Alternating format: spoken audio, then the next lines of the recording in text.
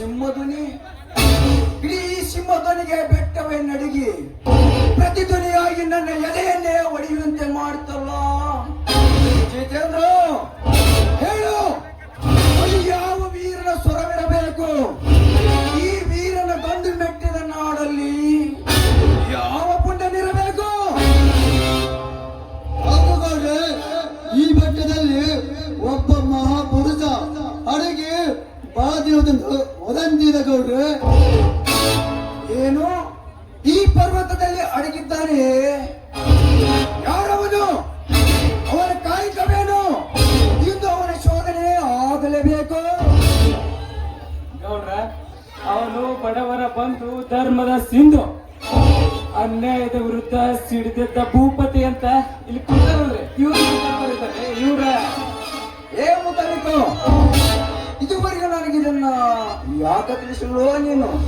ಗೌಡ್ರ, ನನಗಾದ್ರೂ ನಿನ್ನೆ ಸಿಟ್ಟು ಗೊತ್ತಾತ್ರಿ ಗೌಡ್ರ. ಅದನ್ನ ನಿಮಗೆ ಹೇಳಬೇಕನ್ನೋಷ್ರೊಳಗ ನೀವ ಕೇಳ್ಬಿಟ್ಟು ನೋಡ್ರಿ ಗೌಡ್ರ. ಈಗ ನನಗೆ ಅವನ ಭೇಟಿ ಆಗಲೇಬೇಕು. ಅನೇಕ ಕಡೆಗಳಲ್ಲಿ ನನ್ನ ವೈರಿ ಪಡೆಗಳು ನನ್ನ ಕಡೆಗಳಲ್ಲಿ ತುಂಬಿಕೊಂಡಿರುವಾಗ ಅಂತ ವೀರ ಗಂಡನನ್ನು ತಂದು ನಮಗೆ ಕೊಡು. ಅಂತ ವೀರ ಧನಂಜಯ ಸಿಕ್ಕರೆ ಈ ನಾಡಿಗೆಲ್ಲ ನಾನೇ ನಾಡದೊರೆ. ನಗರ ಮುಖ ನೋಡ್ತಾಳ್ರಿ ಮುತಾಲಿಕ್ರ. ಮಂಗೇಲ್ ಬಲ ಅವನ ಆಶ್ರಮ ಹೇಳ ನಾನ್ ಬಂದು ಎಲ್ಲಿ ನಡಕ್ ಬಂದ ಬಿಡ್ತಾನ. ಈ ಗವಿ ಸುತ್ತ ನೋಡೋಣ, ಇರ್ಲಿಕ್ಕಂದ್ರ ಹೊರಗ್ ಹೋಗ್ಕ ನೋಡೋಣ ಅಂತ ಬರಲೇ.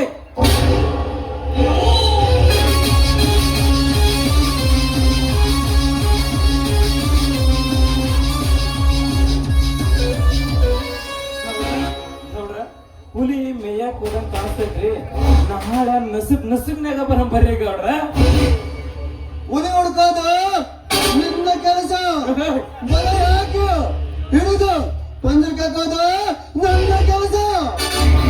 ಆ ಹುಲಿ ಹಿಡ್ಕೊಂಡು ಈ ನಾಡನ್ನು ಆಳುವುದೇ ನನ್ನ ಕೆಲಸ.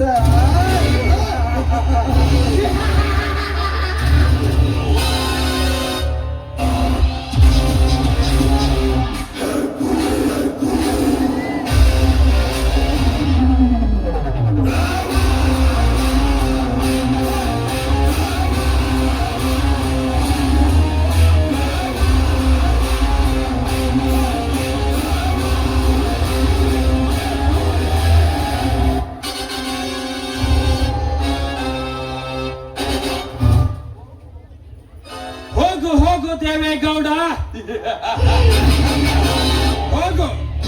ಆಶಾಕಾಂಕ್ಷಿಗಳ ಹುತ್ತದಲ್ಲಿ ಮೆತ್ತಿಕೊಂಡಿರುವ ನಿನ್ನ ಚಿತಕ್ಕೆ ಆಪತ್ತೇ ಇಲ್ಲವೆಂದು ತಿಳಿದುಕೊಂಡಿರುವೆಯ?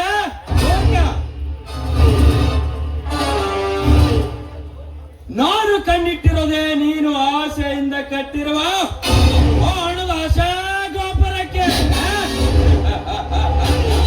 ದೇವೇಗೌಡ, ನಿನ್ನ ಆಶಾ ಗೋಪುರದ ಕಾಂತಿಯ ಕಳಸ ನಾನು ಆಗಿ ಹೆಸರದ ಹೂವಿನಂತೆ ಕುಸುಮತಿ ಅರಳಿ ಪರಿಮಳ ಬೇರೆ ನಾರೀಮಣಿಯಾಗಿ 18ರ ಹರೆಯದಲ್ಲಿ ಉರುದುಂಬಿ ಬೆಳೆದಿರುವ ತಂಗಿಯ ಸಂಗನ ಮಾಡಿ ಅವಳಂಗ ಸೌಂದರ್ಯ ಸವಿರುಚಿಗೊಂಡ ಅವಳಿಂದಲೇ ನೀನು ಗಳಿಸಿರುವ ಅಪಾರ ಅಂತಸ್ತಿಗೆ ನಾನೇ ಚತುರ ಚಕ್ರವರ್ತಿಯಾಗಿ ಮೆರೆಯದಿದ್ದರೆ my name is elephant king, ಅಂದ್ರೆ ಗಜರಾಜನೇ ಅಲ್ಲ.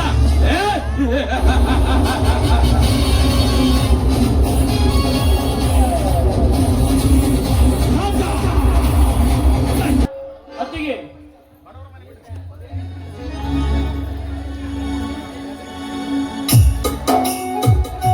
ಬಾ ಕ್ರಾಂತಿವೀರ, ಯಾಕಪ್ಪ ಎಲ್ಲಿಂದ ಬಂದಿ? ಯಾಕೋ ಎಷ್ಟೊಂದು ಗಡಿಬಿಡಿಂದ ಮಾತಾಡ್ತೀಯಲ್ಲ, ಯಾಕೆ? ಏನಾಯ್ತು?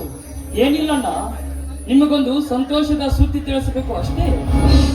ಏನಪ್ಪ, ಯಾವ್ದಾದ್ರು ಹುಡುಗಿನ ಪ್ರೀತಿ ಮಾಡಿದ್ದೇನೇನೋ ನೀನು? ಮದುವೆ ವಿಷಯ ಈಗಿಲ್ಲಮ್ಮ. ನನ್ನ ಆಶಾ ಆಕಾಂಕ್ಷೆಗಳು ಬಹಳ ಇವೆ. ಅವು ಎಲ್ಲ ಮುಗಿದ ನಂತರ ನನ್ನ ಮದುವೆ. ಹಾಗಾದರೆ ಮತ್ಯಾವ ವಿಷಯ ಸಹೋದರ? ಏನಿಲ್ಲಣ್ಣ, ಮೊನ್ನೆ ನಡೆದ ಪಕ್ಷದ ಸಭೆಯಲ್ಲಿ ಶಾಸಕರು ನನ್ನೊಂದಿಗೆ ಚರ್ಚಿಸಿ ಒಂದು ವಿಷಯಕ್ಕೆ ಬಂದಿದ್ದಾರಣ್ಣ. ಯಾವುದು ರಾಜಕೀಯ ವಿಷಯವೇನಪ್ಪ? ಇದು ರಾಜಕೀಯ ವಿಷಯ ಅಲ್ಲಣ್ಣ. ಮಕ್ಕಳ ಭವಿಷ್ಯ ಬರೆಯಲು ನೀನೊಂದು ವಿದ್ಯಾಚೇತನ ಎಂಬ ಶಿಕ್ಷಣ ಸಂಸ್ಥೆ ಪ್ರಾರಂಭಿಸಲಿದ್ದಾರೆ. ಇದೆಂತಹ ನಿರ್ಧಾರವೋ ತಮ್ಮ? ಬೇಡಪ್ಪ ಬೇಡ. ಈಗಾಗಲೇ ಈ ಊರ ಗೌರು ಒಂದು ಸಂಸ್ಥೆಯನ್ನು ನಡೆಸುತ್ತಿದ್ದಾರೆ. ಅವರನ್ನು ಎದುರು ಹಾಕಿಕೊಂಡು ನಾವು ಮತ್ತೊಂದು ಶಾಲೆ ತೆರೆಯುವುದೆಂದರೆ ನನಗೆ ಅನುಮಾನ ಮಾಡಬೇಡ. ನಾ ಎಷ್ಟೇ ಒಲ್ಲೆ ಎಂದರು, ನಮ್ಮಣ್ಣನವರನ್ನು ವಿಚಾರಿಸಿ ಅಂದರು, ಶಾಸಕರು ಕೇಳ್ತಾನಿಲ್ಲ. ನಿಮ್ಮಣ್ಣನನ್ನು ಕರೆಸಿ ನಾನು ಹೇಳುತ್ತೇನೆಂದು ಆ ಸಭೆಯಲ್ಲಿ ನನಗೆ ಹೂಮಾಲೆ ಹಾಕೇ ಬಿಟ್ಟರಣ್ಣ. ಅಯ್ಯೋ ಭಗವಂತ, ಇನ್ನೇನು ಮಾಡೋದು ತಮ್ಮ? ನೀನು ಈಗಾಗಲೇ ಶಾಲೆ ಬಿಟ್ಟು 5 ವರ್ಷ ಆಯ್ತು. ಹೊಲ ಮನೆ ಕೆಲಸ ಅಂತ ನಿಂತಿರುವೆ. ಇದೆಲ್ಲ ಹೇಗಪ್ಪ? ಈ ಕೃಷಿ ಕೆಲಸ ಬಿಟ್ಟು ಶಾಲೆ ನಡೆಸೋದು ಅಂದರೆ ನನಗೆ ಏಕೋ ಭಯವಾದಂತೆ ಕಾಣುತ್ತದೆ. ನೀನು ಆ ಭಯದ ಭೀತಿಯನ್ನು ಅರಿತು ಹಾಕೊಂಡ, ಅದಕ್ಕೆಲ್ಲ ನಾನಿದ್ದೇನೆ. ನನ್ನ ಶಾಸಕರಿದ್ದಾರೆ, ನನ್ನ ಹಿಂದೆ ಇಡೀ ನನ್ನ ತಾಲೂಕಿನ ಅಪಾರ ಅಭಿಮಾನಿಗಳಿದ್ದಾರೆ. ನೀನು ಬರೀ ನನಗೆ ಒಪ್ಪಿಗೆ ಕೊಟ್ಟು ಆಶೀರ್ವದಿಸಿದ್ರೆ ಸಾಕು. ನಾನು ಆ ಶಿಕ್ಷಣ ಸಂಸ್ಥೆ ಕಟ್ಟಿ ಈ ಜಿಲ್ಲೆಯಲ್ಲೇ ಇದೊಂದು ಮಾದರಿ ಶಿಕ್ಷಣ ಸಂಸ್ಥೆಯನ್ನಾಗಿ ಮಾಡ್ತೀನಣ್ಣ. ಒಪ್ಪಿಗೆ ಕೊಟ್ಟು ಬಿಡಣ್ಣ, ಆಶೀರ್ವಾದ ಕೇಳ್ತೀನಿ. ಎದ್ದೇಳು ಸಹೋದರ, ಎದ್ದೇಳು. ಧೈರ್ಯವೇ ಸರ್ವತ್ರ ಸಾಧನವಾದಂತೆ ಈ ನಿನ್ನ ಧೈರ್ಯ ನಿನ್ನ ಬೆನ್ನಿಗೆ ಇರಲಿ. ಆ ನನ್ನ ದೇವ ಶಿವಸಂಗಮೇಶ್ವರನ ಆಶೀರ್ವಾದ ಸದಾ ನಿನ್ನ ಬೆನ್ನ ಹಿಂದೆ ಇರಲಿ. ಹೌದು ಮೈದುನ, ನೀ ನಡೆಯುವ ಸತ್ಯದ ಹಾದಿಯಲ್ಲಿ ಕಲ್ಲು ಮುಳ್ಳು ಏನೇ ಇದ್ದರು ಆ ದೇವರ ಕೃಪೆಯಿಂದ ಅದು ನಿನ್ನ ಪಾಲಿಗೆ ಹೂವಾಗಲಿ. ನೀ ಕೈ ಎತ್ತಿ ಹಿಡಿದ ನಿನ್ನ ಕೆಲಸ ಜಯವಾಗಲಿ.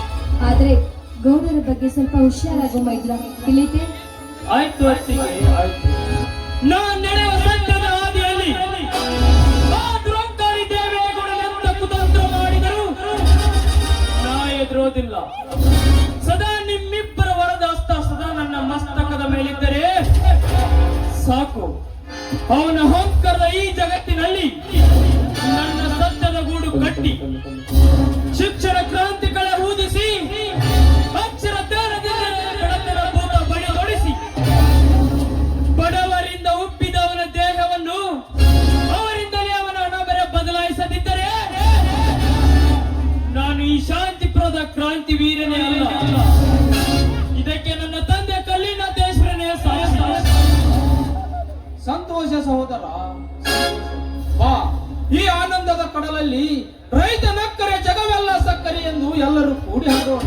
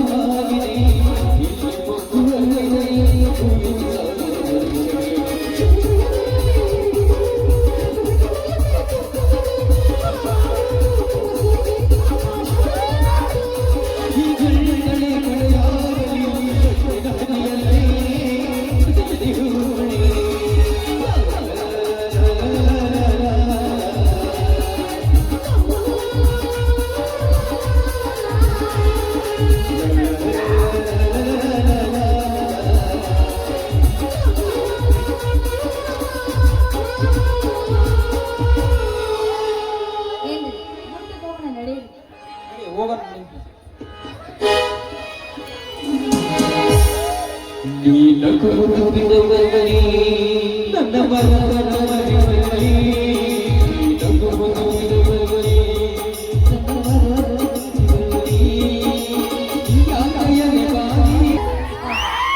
ಎಷ್ಟು ಸುಂದರವಾಗಿದೆ ಈ ವಾತಾವರಣ. ಈ ರಮ್ಯವಾದ ಸ್ಥಳವನ್ನು ನೋಡ್ತಾ ಇದ್ರೆ ನನ್ನ ಹೃದಯವನ್ನು ಸೆಳೆಯುವಂತಾಗಿದೆ.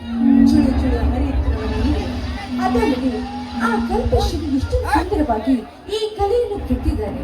ಈ ಸುಂದರ ಸರೋವರ ನೋಡ್ತಾ ಇದ್ರೆ ನನಗೂ ಕೂಡ ಹಾಡಿ ಆನಂದಿಸಬೇಕೆಂದು ಆಸೆ ಇದೆ. ನೂರಾರು ಜನ್ಮದ ಗೆಳೆಯ, ಸಿಕ್ಕಾರ ತೀರದ ಒಡೆಯ. ನೂರಾರು ಜನ್ಮದ ಗೆಳೆಯ, ಸಿಕ್ಕಾರ ತೀರದ ಒಡೆಯ. ನೀನೆ ಚಂದವೋ, ನಿನ್ನಂತ ಚಂದವೋ, ಅಕ್ಕರೆಗೆ ತುಂಬಿ ಬಂದ ಮಾತು ಚಂದವೋ. ನೀನೆ ಚಂದವೋ, ನಿನ್ನಂತ ಚಂದವೋ, ಅಕ್ಕರೆಗೆ ತುಂಬಿ ಬಂದ ಮಾತು ಚಂದವೋ. ನೂರಾರು ಜನ್ಮದ ಗೆಳೆಯ, ಸಿಕ್ಕಾರ ತೀರದ ಒಡೆಯ.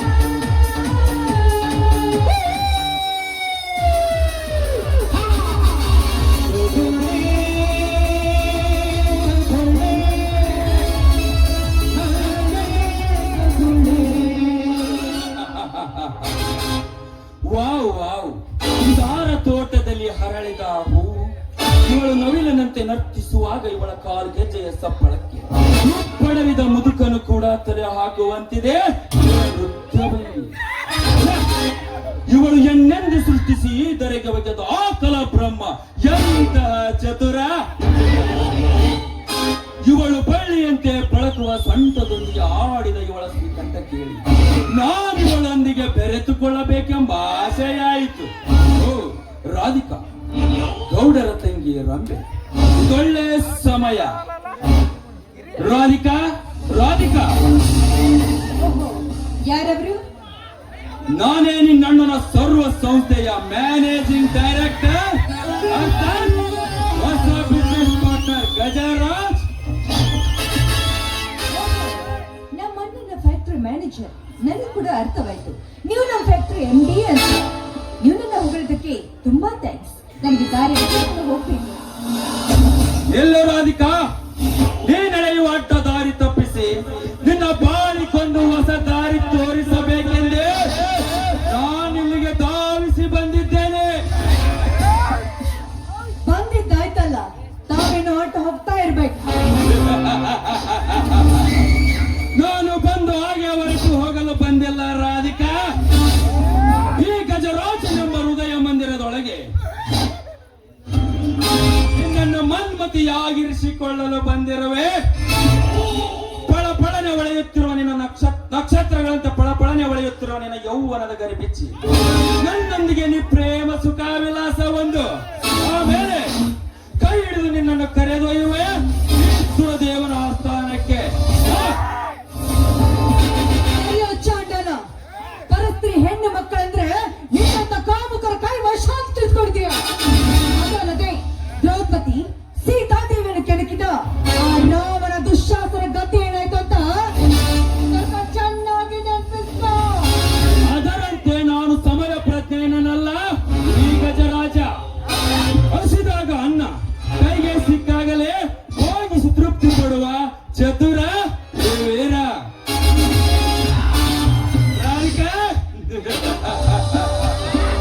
ಮುಂಬರುವ ದಿನಗಳಲ್ಲಿ ನಿನ್ನ ಬಾಳು ಬೆಳಕಿನಲ್ಲಿ ಕಂಗೊಳಿಸಬೇಕೆಂಬ ಆಸೆ ನಿನಗಿದ್ದರೆ ನನ್ನ ಮಾತು ಕೇಳಿ ನನ್ನ ಅಪ್ಪಿಕೋ.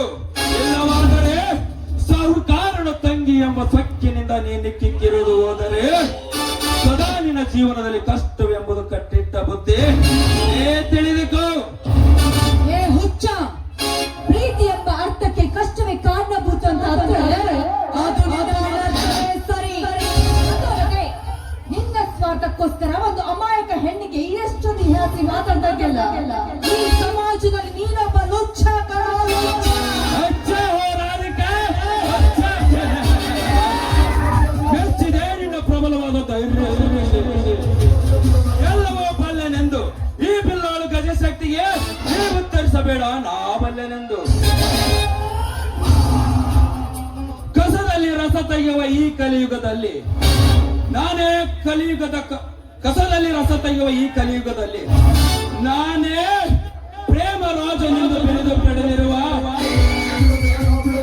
ಗಜ ಕೇಸರಿಯನ್ನು ಮರೆತು ಮಾತನಾಡಿದರೆ ಇನ್ನೊಬ್ಬರು ಈ ಸಮಾಜದಲ್ಲಿ ಕಾಲು ಜಾರಿದ ಹೆಣ್ಣೆಂದು ಕಹಳೆ ಊಟಿ ಪಡಿದೆ ಬಿಸುವೆ ನಿನ್ನ ಸುಳ್ಳು.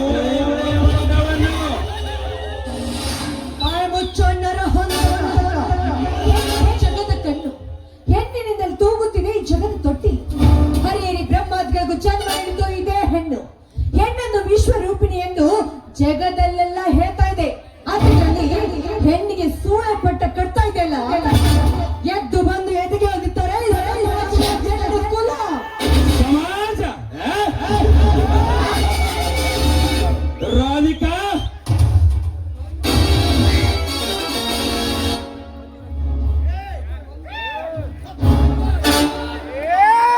ರಾಧಿಕಾ, ಇದೊಂದು ಪತಿವ್ರತ ಸ್ತ್ರೀಯರ ಸಮಾಜ. ರಾಧಿಕಾ, ಚಿತ್ತಗೊಟ್ಟು ಕೇಳ ನಿನ್ನ ಗೊರತಿ ಕುಲದ ಕಥೆಯನ್ನು ಪಡೆದು ಬಿಡುವೆ ನೊಂದ ಸಲ. ನಿತ್ಯ ಪತಿಯೇ ಪರಮಾತ್ಮನೆಂದು ಅವನ ಪಾದ ಪೂಜೆ ಮಾಡಿ ಬಾಜು ಮನೆಯ ಮಾಂತ್ರಿಕನ ಸಂಘ ಮಾಡಿದ ಹೆಣ್ಣುಗಳಷ್ಟಿಲ್ಲ ಸಮಾಜದಲ್ಲಿ. ರೂಢಿಯೋ ಅಣ್ಣ ತಂಗಿಯರಂತೆ ನಟನೆ ಮಾಡಿ ಮದುವೆಯಾಗದೆ 3 ತಿಂಗಳ ಗರ್ಭವತಿಯಾದ ಹೆಣ್ಣುಗಳಷ್ಟಿಲ್ಲ ನಿನ್ನ ಆಳು ಸಮಾಜದಲ್ಲಿ. ಹರೆಯದ ಉರುಪಿನಲ್ಲಿ ಹಲವಾರು ಜನರ ಸಂಘ ಮಾಡಿ ಮಂಗಲದ ಒಡತಿಯಾದ ನಂತರ ಲಿಂಗ ಶರಣನ ಸತಿ ನಾನೆಂದು ಕೈ ಎತ್ತಿ ಹೇಳುವ ಹೆಣ್ಣುಗಳಷ್ಟಿಲ್ಲ ನಿನ್ನ ಆಳು ಸಮಾಜದಲ್ಲಿ. ಕೊಡೋದಕ್ಕೆ ಬೇಗ ಉತ್ತರ. ಗರತಿಯ ಕುಲಕ್ಕೆ ಇಷ್ಟೊಂದು ಜಾಸ್ತಿ ಮಾತಾಡ್ತಾ ಇದೆಯಲ್ಲ, ನೀನು ಗರತಿಯ ಮಗನಲ್ಲ ಕಣು, ನೀನಮ್ಮ ಜಾಲನೆ ಮಾಡುವವರೇ.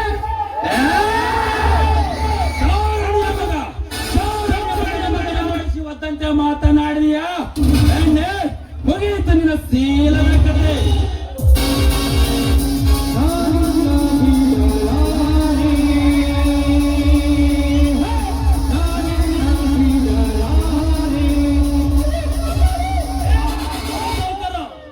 ಕೈ ಬಿಡಲೇ ಸಾಧ್ಯ ಕೈಯನ್ನು. ನನ್ನ ಪ್ರಬಲ ಕಾಮ ಪ್ರಯೋಗದಲ್ಲಿ ಅಡ್ಡೈಸಿ ಬಂದವನು ನೀನಾವಣಲೆ. ಪರಸ್ತ್ರೀಯರನ್ನು ಕಾಡಿದ ಕಾಮಗರ ಕಣ್ಣು ಕಿರು ಧಾವಿಸಿ ಬಂದ ಕ್ರಾಂತಿ ವೀರ. ಸದಾ ನಮ್ಮಲ್ಲಿ ವಿರಸ ಹುಟ್ಟಿಸಲು ಬಂದ ಮಹಾಚೋರ. ಹರಂಕೋರ ನಿಮ್ಮಂತವರ ಭ್ರಾಂತಿ ಬಿಡಿಸಲು ಸದಾ ಸಿದ್ಧನಾಗಿ ಬಂದ ಇವನು ಮಹಾವೀರ. ಉಂಡ ಮನೆಗೆ ದ್ರೋಹ ಬಗೆಯುವ ಬಂಡ ನೀನಾಗಿ ಒಡ ಹುಟ್ಟಿದ ಸಹೋದರಂತೆ ನೋಡಿಕೊಂಡು ಆ ದೇವರ ಕಣ್ಣಲ್ಲಿ ಮಣ್ಣೆರಚಿ ಅವರ ತಂಗಿಯನ್ನೇ ಕೆಣಕಲು ನಿಂತ ನೀನು ಬರೀ ಚೋರ ಅಷ್ಟಲ್ಲ, ಇವರ ಸಂಪತ್ತಿಗೆ ಕಣ್ಣು ಹಾಕಿ ಕುಳಿತ ಮಹಾಚೋರ ಕ್ರಾಂತಿವೀರ. ಸದಾ ಇವರ ಅಣ್ಣನ ಅಂತಸ್ತನ್ನು ಆಕಾಶದೆತ್ತರೆ ಬೆಳೆಸಬೇಕೆಂದು ನನಗೆ ಮಹಾಚೋರನೆಂದು ಪ್ರತಿಪಾದಿಸಿದೆಯಾ ಓ ಪ್ರಬುದ್ಧ. ಈ ಪ್ರತಾಪ ಮಲ್ಲನನ್ನು ಕೆಣಕಿ ನಿನ್ನ ಪ್ರಾಣವನ್ನು ಕಳೆದುಕೊಂಡು ಸಾಯಬೇಡ. ಈ ಕುಸುಮವನ್ನು ಬಿಟ್ಟು ಹೊರಟು ಹೋಗಿ ಬಿಡುವಿಲ್ಲಂದ ಕೈ ಮುಚ್ಚೋ ಹೇಳಿ ಒಂಟಿ ಹೆಣ್ಣನ್ನು ನಿನ್ನಂತವರ ಕೈಯಲ್ಲಿ ಸಿಲುಕಿಸಿ ಹಾಗೆ ಹೋಗಲಿಕ್ಕೆ ನಾನೇನು ಬೆಳೆತಟ್ಟರನೇ ಹೇಳಿ ಅಲ್ಲ. ನನ್ನ ಪ್ರಾಣ ತೆಗೆತ್ತೇನೆಂದು ಹೇಳುವ ನಿಮ್ಮಂತವರನ್ನು ಇಂಚು ಇಂಚಾಗಿ ಕತ್ತರಿಸಿ ಹಾಕುವ ರಣಧೀರ ನಾನು. ಈ ಗಂಡು ಒಂದು ಸಲ ಎದೆ ಮುಟ್ಟಿ ಹೊಡೆ ತಟ್ಟಿದರೆ ಇಡೀ ಪುಡಿಯಾಗಿ ಅಲ್ಲಿಂದ ಒಡೆದು ಬರುವ ಒಂದು ಚೂರು ನಿನ್ನ ಗಂಡೆದೆಗೆ ಪುಡಿ ಪುಡಿಯಾಗುತ್ತಲೇ ಬಾರಲೇ ಗಂಡಸಗೆ ಮುಂದಕ್ಕೆ. ಇದೊಂದು ಸಮಯ ಹೋಗಲಿ, ಇದರಲ್ಲಿ ಗಂಡಸು ಎಂದು ನಿರ್ಧರಿಸುವ ಕಾಲ ಬಂದೇ ಬರುತ್ತದೆ. ನೆನಪಿರಲಿ, ಬರ್ತೇನೆ.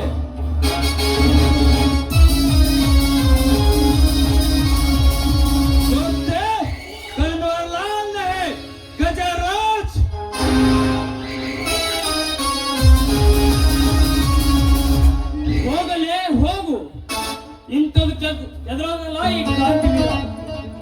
ಹಾ, ಏನಮ್ಮ ರಾಜಕುಮಾರಿ, ಸಾಕಿದ ನಾಯಿ ಸಾಕಿದ ಹೊಡತೆಯನ್ನೇ ಕಚ್ಚುತ್ತಿದೆ ಎಂದರು ನಾ ಎಲ್ಲೋ ಕಂಡಿರಲಿಲ್ಲ.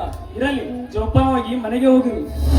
ಇಲ್ಲಿ ಪುರುಷೋತ್ತಮ ನೋಡಿ, ಸರಿಯಾದ ಸಮಯಕ್ಕೆ ಬಂದು ನನ್ನ ಮಾನ್ಯ ಪ್ರಾಣವನ್ನು ರಕ್ಷಣೆ ಮಾಡಿದ್ದಕ್ಕೆ ನಿಮಗೆ ತುಂಬಾ ಧನ್ಯವಾದಗಳು. ಅದರಂತೆ ನನ್ನನ್ನು ಮಾತಾಡಿಸಿಕೊಡ್ತೀರಾ? ಅದೇನಂತ ಹೇಳು ರಾಜಕುಮಾರಿ. ಕ್ರಾಂತಿವೀರ ಅಂತವರೇ, ಅಂದ್ರೆ ಸ್ಪರ್ಧೆಯಲ್ಲಿ ನೀವು ಗೆದ್ದಾಗ ನಿಮ್ಮ ಕೊರಳಿಗೆ ನನ್ನ ಕೈಯಾರ ಬಹುಮಾನ ಹಾಕಿದೆ.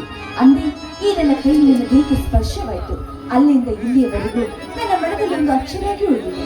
ಈ ನಿಮ್ಮ ಧೈರ್ಯ ಸಾಹಸವನ್ನು ತುಂಬಾನೇ ಮೆಚ್ಕೊಂಡ್ಬಿಟ್ಟಿದ್ದೇನೆ. ಆವತ್ತಿಗೆ ಹೇಳಬೇಕಾಗಿರೋ ಮಾತು ಇವತ್ತು ಹೇಳ್ತಾ ಇದ್ದೇನೆ. ನೀವು ನನ್ನ ಪಾಲಿನ ದಾರಿ ದೀಪವಾಗಬೇಕು ಅಂತ, ನನ್ನ ಸತಿಯನ್ನು ಸ್ವೀಕರಿಸಿಕೊಳ್ಳಿ ಅಂತ ನಿಮ್ಮ ಅಡಿ ಹಿಡಿದು ಬೇಡ್ಕೊಳ್ತೀನಿ ನಾನು.